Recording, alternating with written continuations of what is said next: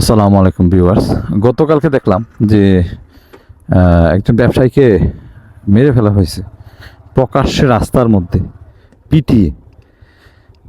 তো আমি কোনো দলকে উদ্দেশ্য করে বলতেছি না, তবে যারা এই কাজগুলি করতেছে বা যেই দলের লোককে আহ, যেই দলের লোকগুলো এই কাজ করতেছেন তারা আহ, ভয়াবহ মানে বিপদের সম্মুখীন ছাড়া আর কিছুই না।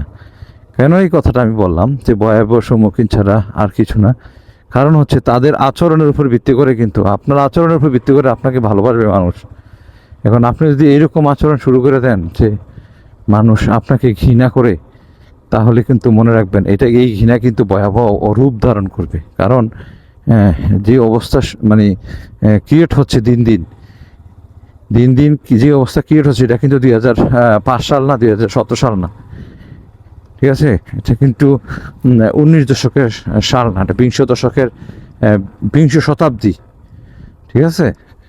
আর এখন কিন্তু মানুষ অনেকটা পরিবর্তনশীল। আপনি কি করতেছেন সব অবজার্ভ করে, মানুষ অবজার্ভ করে হিসাব নিকাশ করে আপনাকে কিন্তু একটা ফয়সালাতে নিয়ে আসে।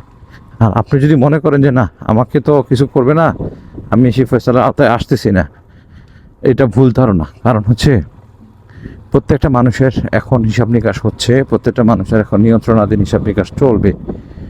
আর এই আচরণগুলির উপর ভিত্তি করেই কিন্তু সামনে নির্বাচনে ভোট হবে। যদি মনে করে যে ভোট ব্যালট পেপারে জোর করে ভোট দিয়ে দেব, ভুল ভুল ভুল। ভুলও এই কাজ করতে গেলে খবর আছে, এমন আছে জানও হারাতে পারে।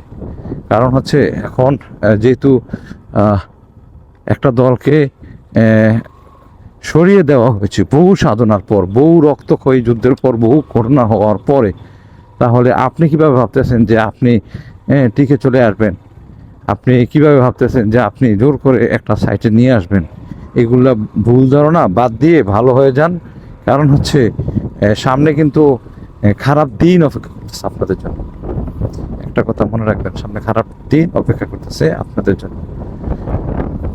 তো এইরকম পরিস্থিতিতেও যারা শুধরায় না, যারা নিজেকে সংশোধন করে না, যারা নিজেকে শুধরিয়ে নেয় না, তাদেরকে উদ্দেশ্য করে আমি বলবো তাদের দিন সামনে খারাপই আসতেছে। এই যে দেখেন কিভাবে কালো দোষ সকালবেলায় ছাড়তেছে যেন মানুষ দেখতে না পায়।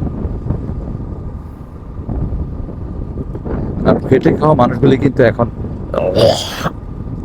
গর্জে উঠেছে। খেটে খাওয়া মানুষগুলি এখন গর্জে উঠেছে। এখন কিন্তু আগের মতো আর নাই যে আপনি যা ইচ্ছা তা করবেন, আপনাকে বলার মতো কেউ নেই। এগুলা চলবে না, এগুলা এখন চলবে না, এগুলা এখন মার্কেট খায় না। এখন অন্য কিছু মার্কেট খায়, যে আপনার ব্যবহার, আচার আচরণ, আপনার হিসাব নিকাশ এখানে এখন। যদি এরকম কিছু ভেবে থাকেন যে আমাকে তো ধরার মতো কেউ নেই, তাহলে ভুল ধারণা। এইসব ভ্রান্ত চিন্তা থেকে এবং ভ্রান্ত মন মানসিকতা থেকে বের হয়ে আসুন, অথবা আপনার জন্য ভবিষ্যৎ খারাপই অপেক্ষা করতেছে। এবং এই খারাপে কিন্তু আপনাকে নিয়ে যাবে একদম খারাপ পজিশনের দিকে নিয়ে যাবে, যেদিকে গেলে আপনার ধ্বংস নিশ্চিত।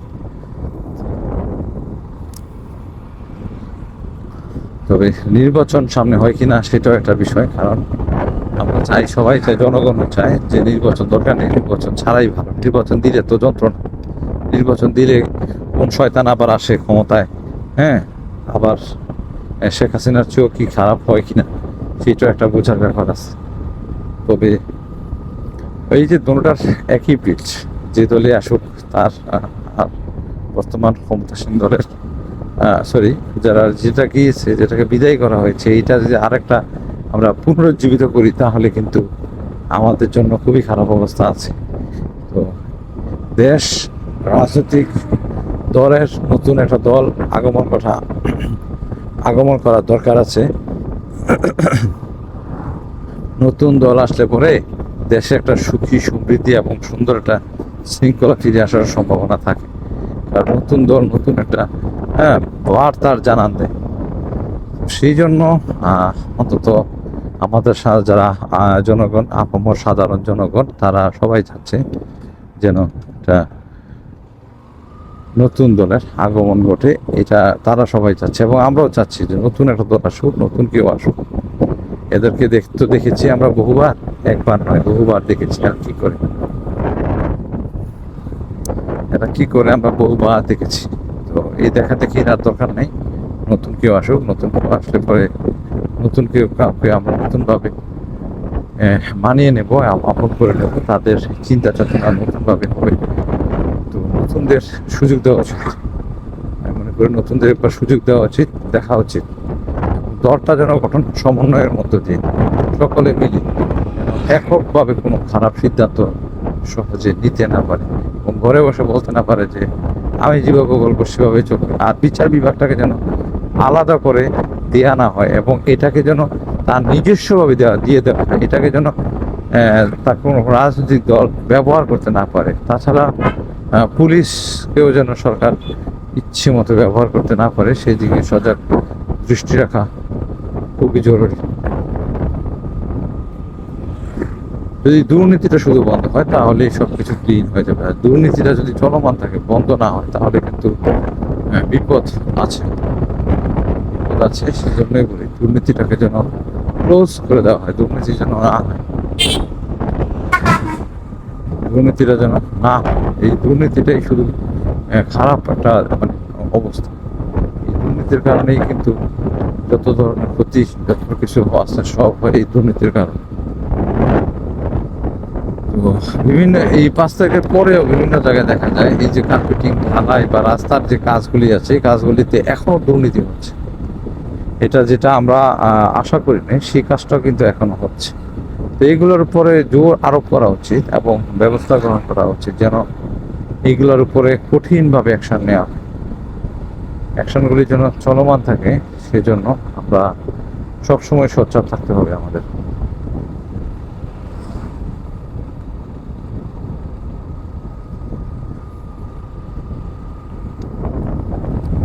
দেশটা অনেক কিছু আছে, দেশটা গরিব না।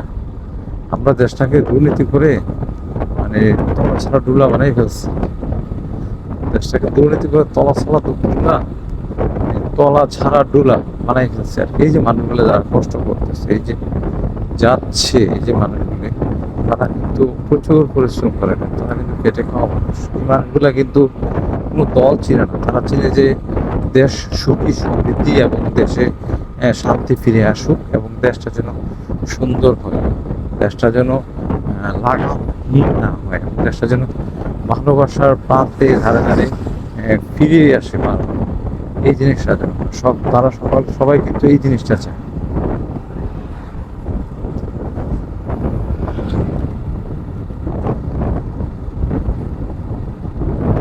অনেকে দেখি লাইভের মধ্যে 3-4 ঘন্টা থাকে, আমি বুঝছি না তারা কিভাবে এত লং সময় থাকে। আমি তো হয়রান হয়ে যাই কথা বললে।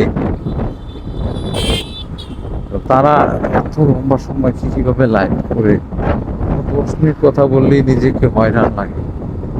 কিন্তু এরা কিভাবে যে এতক্ষণ 3-4 ঘন্টা লাইভ করে, আল্লাহ মালুম। তো ভালো থাকবেন, সুস্থ থাকবেন, সকলের সর্বাঙ্গে সুস্থতা মঙ্গল কামনা করছি। ভালো থাকবেন, আসসালামু আলাইকুম।